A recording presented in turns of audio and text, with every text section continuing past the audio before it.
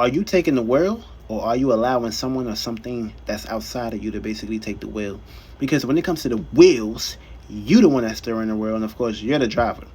And that means that's your responsibility and your duty and your obligation to get to your destination. And the moment that you won't allow yourself to basically get to your destination, it's your fault. And of course, you got to put yourself into a situation where you need to basically go ahead and look in the mirror. Because if you don't look in the mirror, you're basically putting yourself into situations of pointing, and of course, guess what? All you're doing is basically pointing, and of course, them points and references is not basically pointing at nothing, and of course it's not sticking at nothing. So what it's doing, of course, is doing the U-turn. It's doing the 360. It's coming right back into your space and location, because you're in the energy, and of course you're in the location of allowing shit to basically go to flow.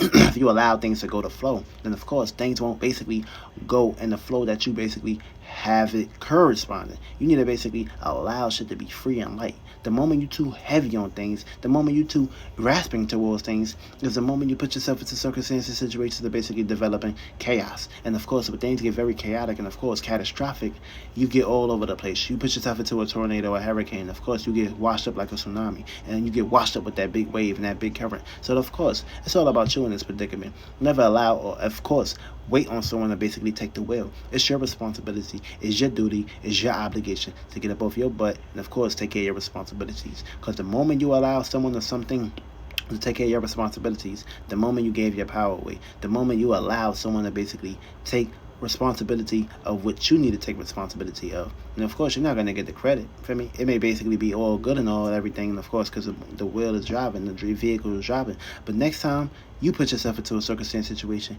you will handicap yourself, and of course, you will put yourself into the drive. You will put yourself into the passenger seat. Now, the moment you're in the passenger seat, you're not calling the shots. You're not running shit. You're sitting down, and of course, you're observing. You're not driving, you're not making no moves, and of course you're stuck into a location, which means the moment you allow this situation to basically keep allowing things to basically keep happening, your ass gonna be in the backseat.